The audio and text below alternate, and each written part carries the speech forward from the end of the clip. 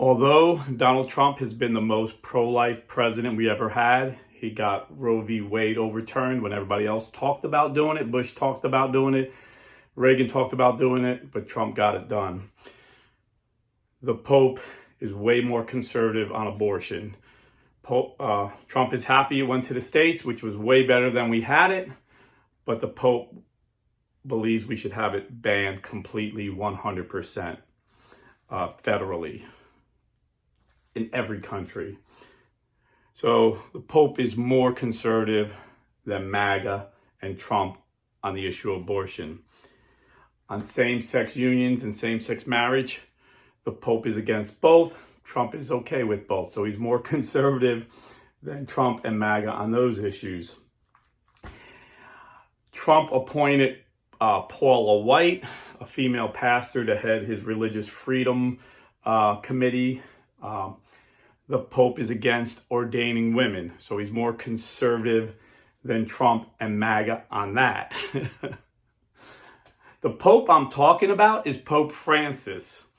You see, Pope Francis, the first priest he's excommunicated in 2012 was Father Greg Reynolds, and he excommunicated Father Reynolds because Father Reynolds was promoting same-sex unions and promoting ordaining women, although he didn't ordain any women, and I don't believe he blessed any same-sex unions that I'm aware of. He was talking that it would be okay, and he was warned you got to stop talking against Catholic teachings. So he was excommunicated.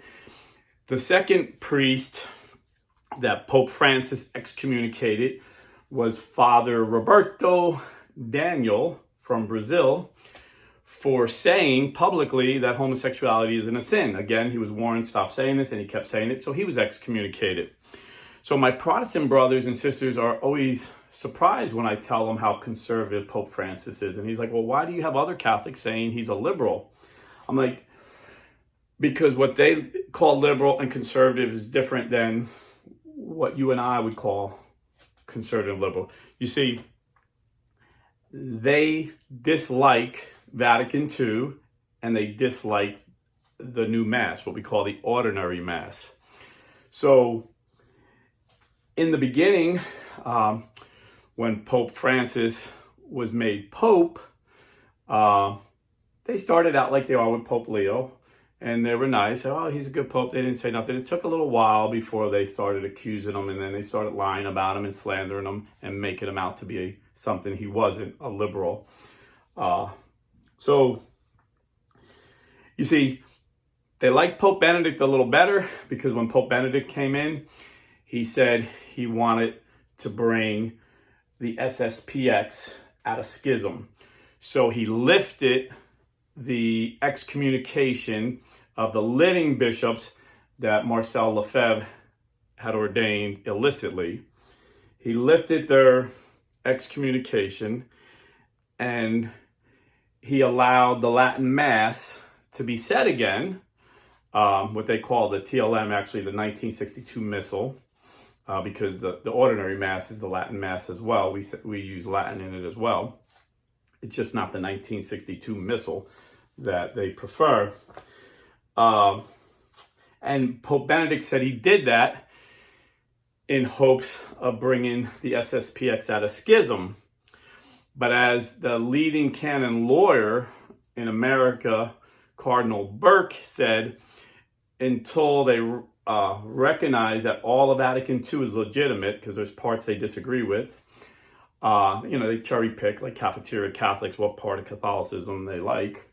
And until they stop calling the ordinary Mass evil and stop telling people to stay home from going to Mass, actually telling people to commit a mortal sin and don't go to Mass if all you could go to is an ordinary Mass. Until then, they're still in schism. So then when Pope Francis came, they were a little hopeful in the beginning that he would restore the Latin Mass to its fullness and get rid of Vatican II, because he took it a step further to bring these brothers and sisters out of schism. He gave their priests, the SSP priests, their faculties to licitly marry people. You see, all these SSPX guys up until Pope Francis that got married, their marriage wasn't valid. This is kind of a scary place. So he knew how important that was. So he gave, he handed like an olive branch to these SSPX priests, saying you can validly marry people now. And he knew the importance of confession. And he's like, if these SSPX followers aren't going to elicit confession, their confession is invalid. So he gave them the faculties to say confession, again, in hopes of bringing the SSPX out of schism.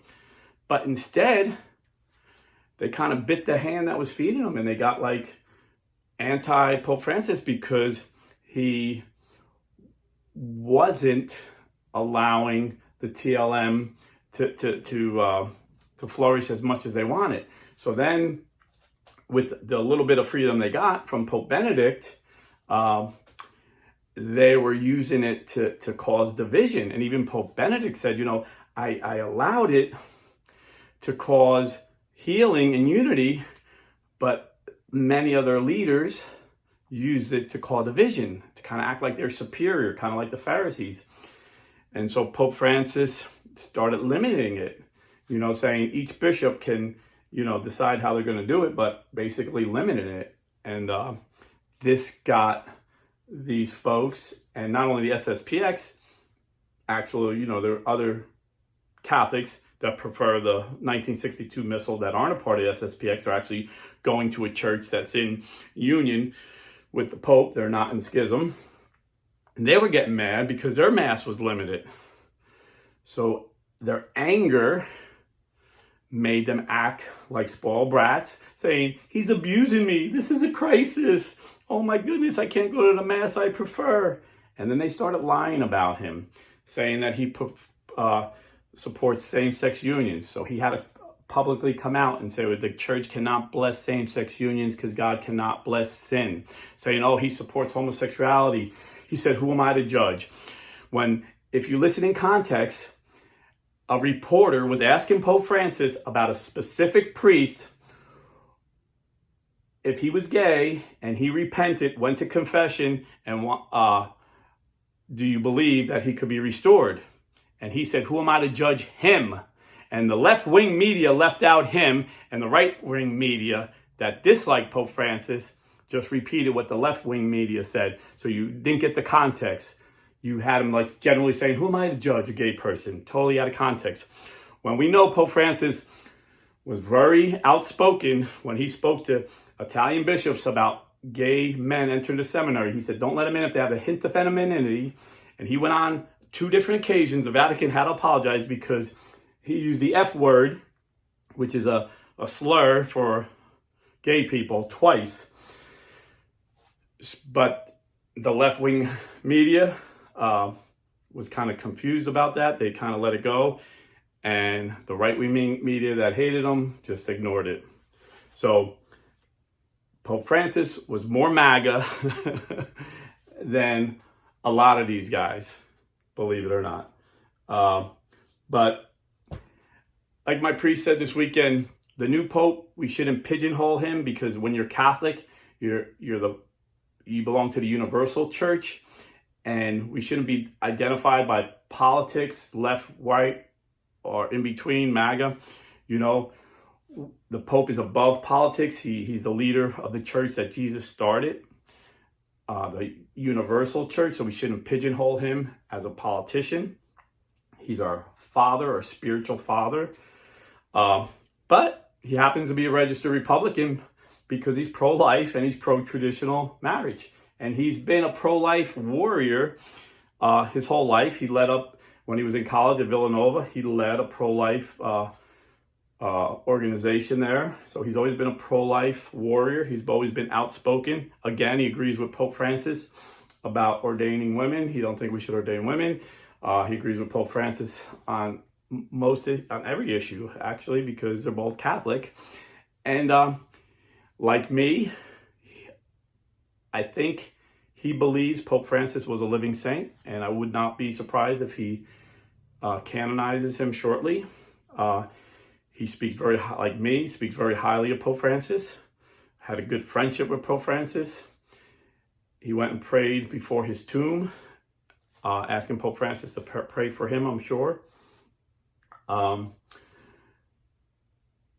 And when I say he's going to be a MAGA Pope, he's going to make America great, because God used Pope Francis to teach the church mercy, humility, love, grace, how to detach from the things of the world and just fall in love with Jesus, how to evangelize. He talked to anyone. He was a friend of sinners. And he's going to use Pope Leo to bring order to the church, Pope Leo to bring unity. This is my opinion. And he's American, so these YouTubers can't take him out of context, because he's going to be speaking straight American English to us. But I'm sure if he doesn't give them what they want, they're going to cry like whiny little girls again and little babies. Oh, he's being mean to me. The Pope's being mean. He's so mean. I actually hear these guys saying Pope Francis was so mean because they didn't give him what he wanted. Like, some of these guys really need to go to boot camp. Can I get an amen from my veterans out there? Some of these YouTubers, they just need to go to boot camp is all I'm saying. But Pope Leo's not going to depart from what Pope Francis taught. He's going to build on it, just like Pope Francis built on what Pope Benedict taught, and Pope Benedict built on what Pope St. John Paul II taught. And what I've noticed when I look at church history, God picks the Pope for the time. And right now, it's time to have an American Pope, praise the Lord. Pope Leo is going to be a great Pope, and he's going to make America great because he's going to help the American church be great. And so goes the church, so goes the nation, in my humble opinion. So yeah, I think he's a MAGA Pope. I think he's going to get along great with Donald Trump. And, the media tried to make it seem like Trump and Pope Francis hated each other. They had one disagreement. They agreed on war. They agreed on abortion. They agreed on a lot of things. The one thing they disagreed with was how to handle immigration. Even though Pope Francis said every country has a right to protect itself, he even said this is Catholic social teaching, that a leader of a country needs to protect its citizens. Everybody has a right to a border, but we should allow asylum for people whose lives in danger. So, of course, you have to send some people back and some people you should let in. That was Pope Francis's exact words. That's basically our immigration policy. But things are lost in translation. People take Trump out of context, the way he talks. He talks pretty rough. But the reality is, Pope Francis aligned more with MAGA than any other political movement in America. And Pope Leo will align with MAGA. And even though, again, like my priest said, and I'm trying my best not to pigeonhole him into our American politics, I believe he's going to make America great again, because he's going to make our church great again. And so I thank God for our MAGA Pope, Pope Leo XIV, and our MAGA Pope, Pope Francis, the two popes that I got to experience in my life as a Catholic. So God bless and stay Catholic.